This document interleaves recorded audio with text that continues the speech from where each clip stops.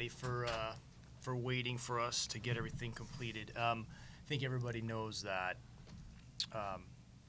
the trade that we made is not completed yet, so we can't talk too much about that. But we can talk about the players we drafted. So, and feel free to ask questions. Just, I wanted to start really quickly and then turn it over to AC, can talk about the guys. When thinking about this draft in general, it brought me back to when I was when I was growing up in Boston, and the morning after the draft, when I was a kid, I used to love opening up the newspaper, feeling it in my hands, and seeing kind of how the draft went, and just thinking about the fact that different Celtics players. I remember when D. Brown was drafted out of Jacksonville, or Rick Fox from North Carolina. The fact that these guys go from college to the pros, and tonight with the guys that we drafted, we're gaining fans, from those college programs, and that will follow these guys.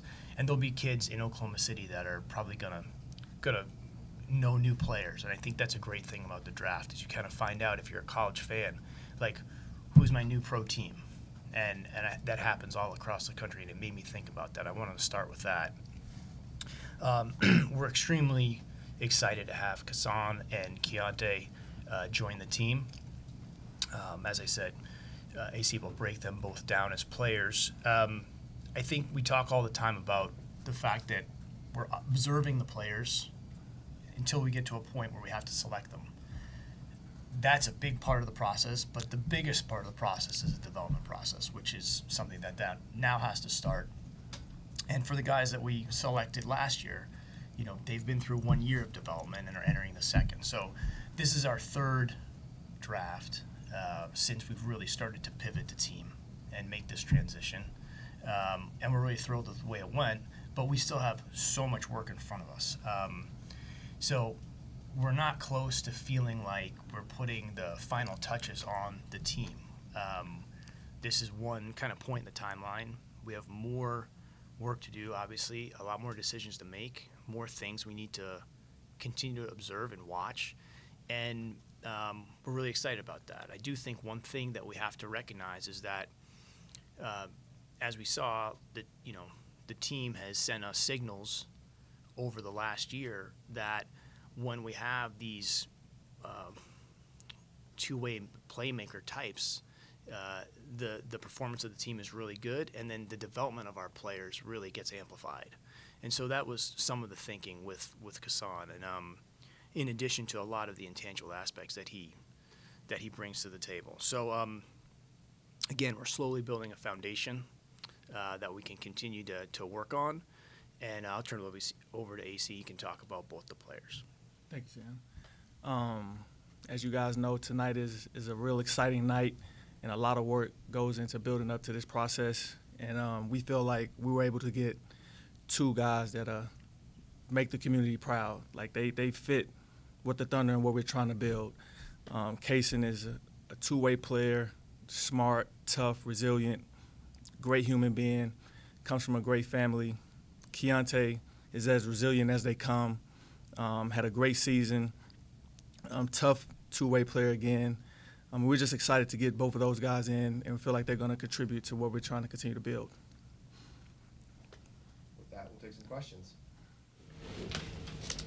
Sam, did you just go for the best player available, or are you to the point where you think about need at all, or you just best player available? I think for us, I always say this: we're always looking for the best player for the Thunder.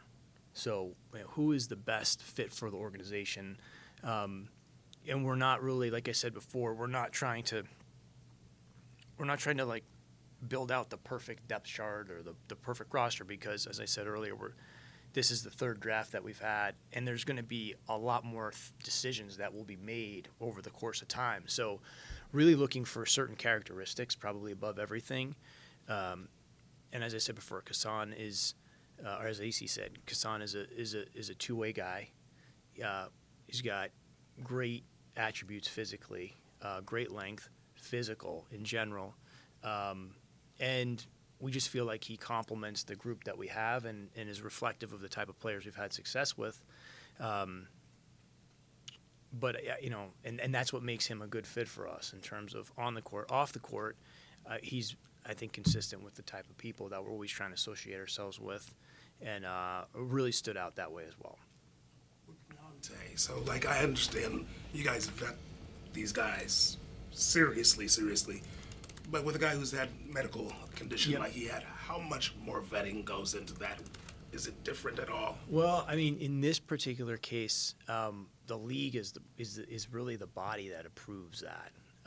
We were obviously very comfortable with all the information, and the league, really are the people that are saying he's able to be drafted.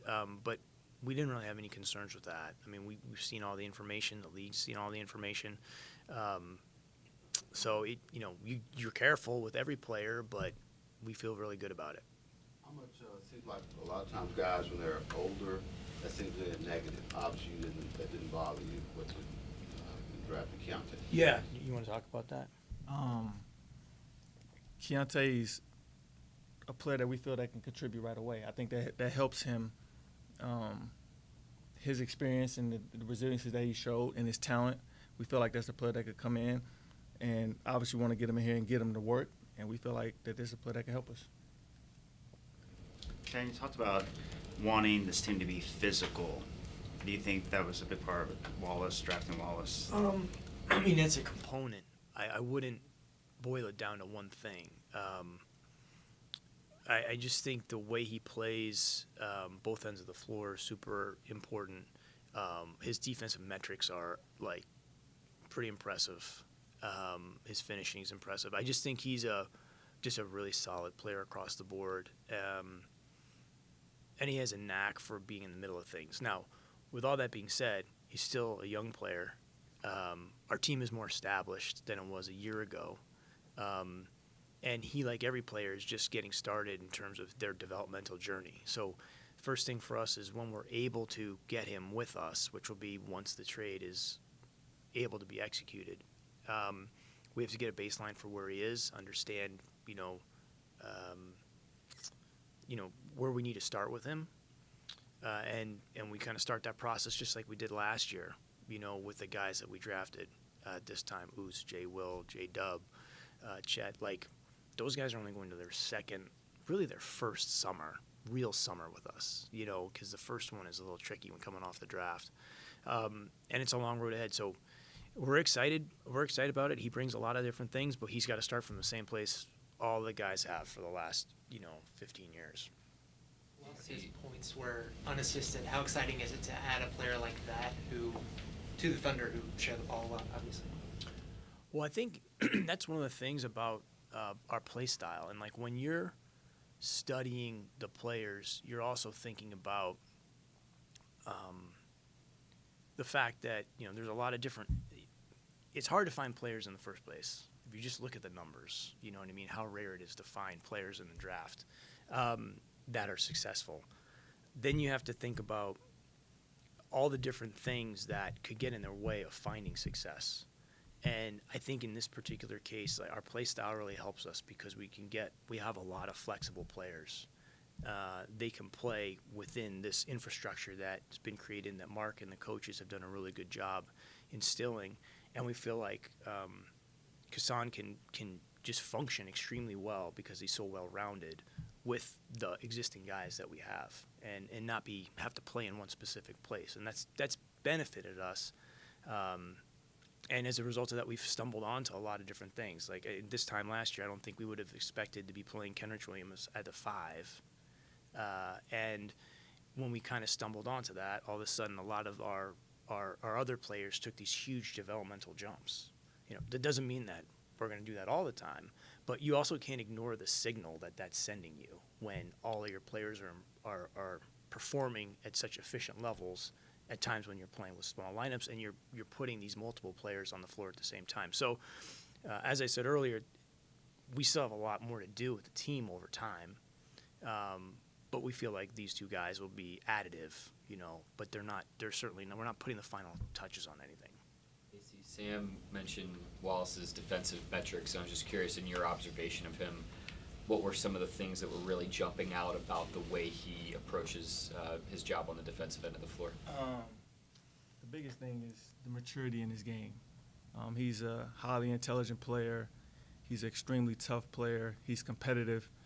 And those are the things that you look for in young players. And as I mentioned before, we're just looking forward to getting him in, seeing his development, seeing him grow. We think that, like Sam said, he can be a big addition to our team. I think I want to add one thing to that. I think AC and Vince Rosman did a really good job really kind of breaking down Kassan's just his impact as an off-ball defender and his ability. People talk a lot about basketball intelligence on the offensive floor, but what AC and Vince, I think, did a great job of identifying is this guy has a high basketball intelligence defensively off the ball. His ability to read situations, rotate, anticipate things, break plays up, just to me, the one thing about him that I really respect and I appreciate is all the hard things about playing basketball, things that a lot of people just don't want to do or have to push themselves to do, he does naturally. And I don't know, I'm sure where that comes from, but he's got a lot of just natural instincts that really just kind of serve the values of the game. You used the word on your end-of-season press conference, nasty. And I know a lot of that's going to come just with the physical maturation of the team, but do you feel like tonight you're getting a little bit of that as well, potentially? I think that's pretty hard to when I say that, I'm thinking about more of like a collective mindset, more than like an individual thing. I think what we're trying to add with these guys are more like-minded guys. I think it's hard to put that type of moniker on first-year players, but I do think both of them have really strong competitive dispositions, and I think that's always something that we're looking for. And I think they'll do a good job, blending in with the group. But overall, when I'm saying that, that's a team mindset that we have to continue to adopt. As I said many times before, with the younger group, we have to overcome the things that we may lack in experience. And a lot of that is just prioritizing things and making decisions about the things that are going to be most important to us. And sometimes we're going to have to amp it up and be able to hold our ground in situations. And I think that will happen through more experience in situations. Sam had mentioned Wallace's off-ball kind of IQ on defense. How about on offense in terms of his ability to play off the catch, straight line drives, all those kind of things that fit into the Thunder system? Yeah, again, you talk about his maturity. Like, one of the things that we were intrigued with was his ability to play on the ball and off the ball. He's an unselfish player. He plays to win. He doesn't play for himself, and those are things that we value. And I don't want to sound like a tape recorder, but we're looking forward to getting him in because he does a lot of things that we're intrigued with and that we like. Sam, kind of a different question, but I want to see about Will Dawkins, obviously in Washington now. Just what was it like not having him around tonight? First time in about a decade and a half. Well, I mean, I've been with him for a really long time, so I'm super proud and excited for him. And he's already off to a great start, obviously. And to be with Michael, just to have those two guys working together it's surreal, And I'm super grateful because I know myself personally, like, I've been so blessed over the time I've been here to work with people like that, to have had Will for that long. I was the beneficiary of that, just like with Mike or any of the other guys. And now, AC has stepped right in and has done an incredible job this year. And so, we're a collection of individual people that are all kind of working towards a common goal. And I want to believe that, when people leave here and they go into bigger and better things, that they feel like they did, some of their best work of their lives. And I just couldn't be more excited for him. I think it's great, and I think he's going to do great. Does it feel like you've got quite a few disciples, I guess, around the league that have worked here and out of your program? Yeah, I mean, again, we've been so lucky. We've been very fortunate in a lot of ways. Obviously, we've been very fortunate with players, and we've gotten lucky in a lot of ways with our players the things that they've contributed to the organization, the way they've represented the organization. And then, I just think people in general, we've been super blessed. We've had some people with us for 16 years and other people that were with us for a few years and were able to move on to other opportunities. But it's something that we all contribute to. I don't think it's like a one person thing. I think we're all serving the organization. It's no one's personal job. We're like serving the position. And I just feel very grateful to have worked with these people over the course of time. Casey, in your role, how much is beyond just observing and evaluating basketball talent? How much is personal interaction, chatting with these guys, getting to know them? With the draft prospects? Right. That's a part of the process. My responsibility is to lead our scouting group. We run an expansive and extensive process to get to this point. And a part of that process is spending time with the players. But primarily my role is to lead our scouting department. I'm not saying this is why you did it, but you take personal pride. The first pick tonight was a Dallas guy. That didn't go into it. I'm here to. That's not what you said back then. I'm excited for Kaysen, but more importantly, I'm excited to be a part of this great organization. Going through this, I'm learning a lot. This guy here is amazing, and I'm just looking forward to contributing to helping this community be proud of this team. Is there anything, and I know that players are different, but Kentucky put out a lot of guards. Does that play any role, maybe a coaching style that they get under Cal or anything like that, or is that just individual? As I mentioned before, we're going through this process with an open mind, trying to find the best players, guys that are fits for our organization, and that was no different tonight. Kaysen we feel like is a wonderful individual. We feel like he's tough, as I mentioned before. We feel like he's a great player. Feel like he has a bright future ahead of him. And we're looking forward to just getting him in-house and working with him and just seeing where it goes. Barry, I just add one thing to what you asked. And it kind of a combination of things that Myron had mentioned. Like having someone like AC working with us who's, played in the league, been drafted, has all this basketball experience. Again, like I'm sitting in a room with Nick, Nazi, people that have done this for their, have been part of the 450 people that play in the NBA. And their insights into these things, especially spending time with the guys, I think is a huge, huge advantage because they've been in that position. And now they're in obviously in a different, on a different side of it, but it's a huge help to have somebody that's played at the highest level and can give you a better insight into like maybe what I might be missing or someone else might be missing. So it's been hugely valuable to have those guys, and then even Eric, Maynard and Mike Wilkes and DJ White is with us now. So you can never underestimate the value of people that have done that. It's it's a rare thing. A lot of guys talk about wanting this, but with Keontae, we're talking about a guy that was in a coma, who gave up $5 million for the chance to keep playing basketball. You guys are hoopers at heart. What does that story mean to you? It means that he loves to play. And what better person to add to your organization? Somebody that really is passionate about this game, takes it seriously, professional, and wants to be the best version of themselves. And for us, we're looking forward to getting them in so we can help contribute to them hopefully doing that. Yeah, he's the thing about him that sticks out is like he's all business, and it's been fun to follow, the journey back to this point. And I can't even imagine what he's feeling. And I'm just really excited to meet him and his folks. And as I said before, just, it's a serious, both of these guys are pretty serious guys, and so I think we'll really enjoy getting to know them. And I think you guys will too as well.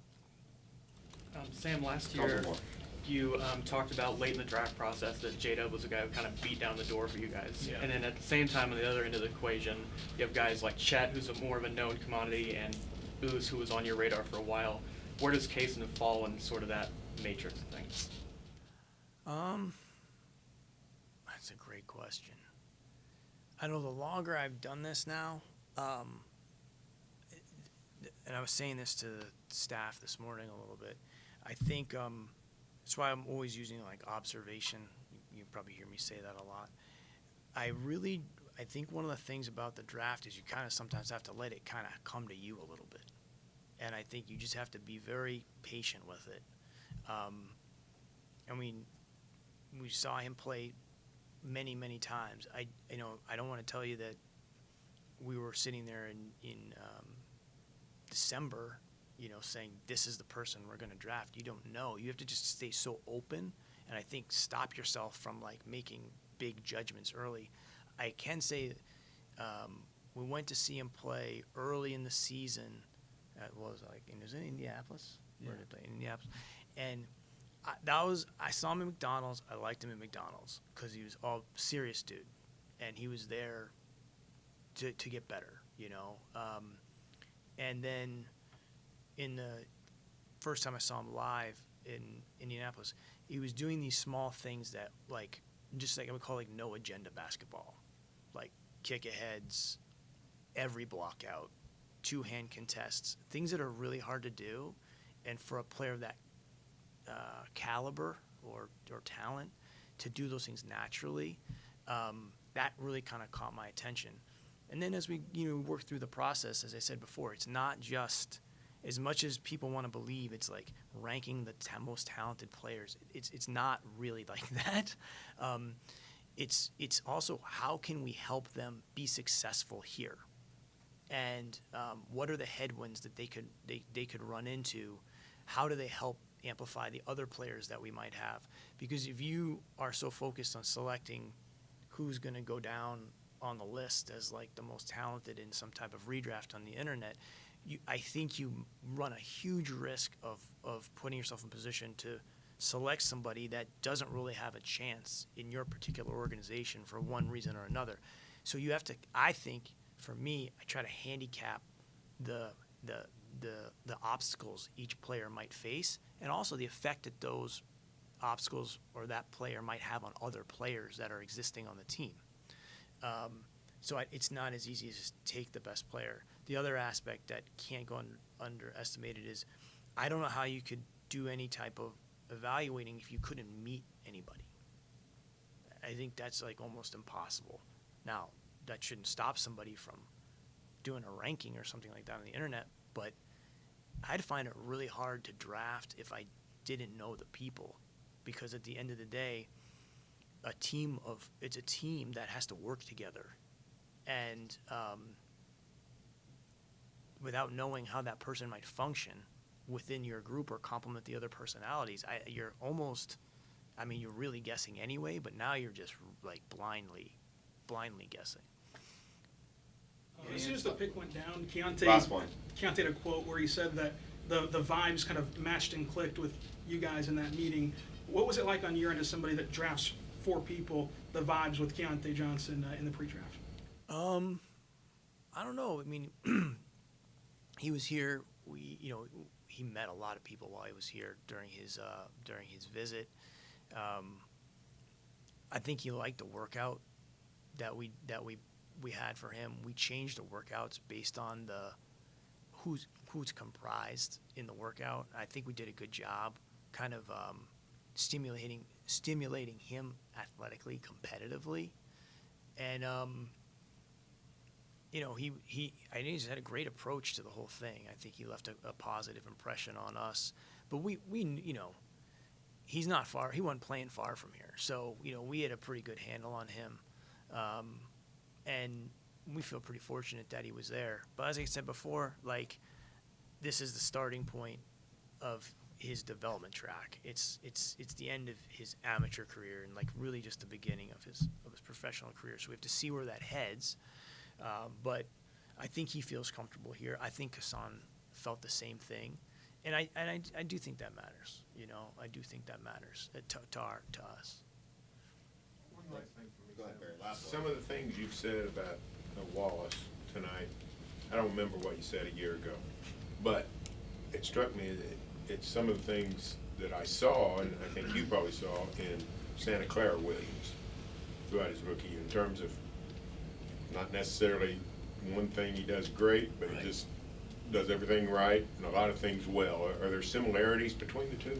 No, I wouldn't compare the two players in terms of like their games, so to speak. I do think that they both play both ends, and they both do things that drive winning, but maybe aren't like smashing you in the face, like highlight reel type stuff.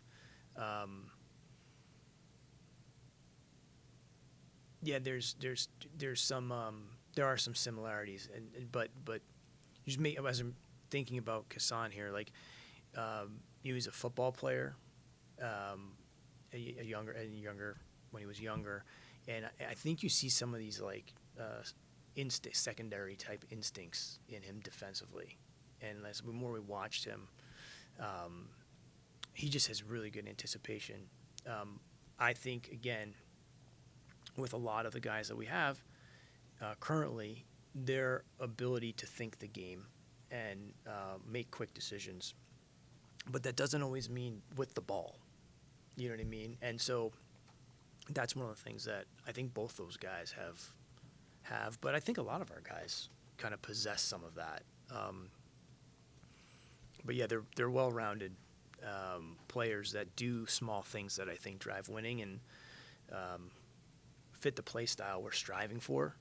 And, you know, I'm excited to see how he blends in with everybody. Thank you, guys. Thanks, everybody, for sitting Thank down you, with us. guys. Thanks again. Thank you.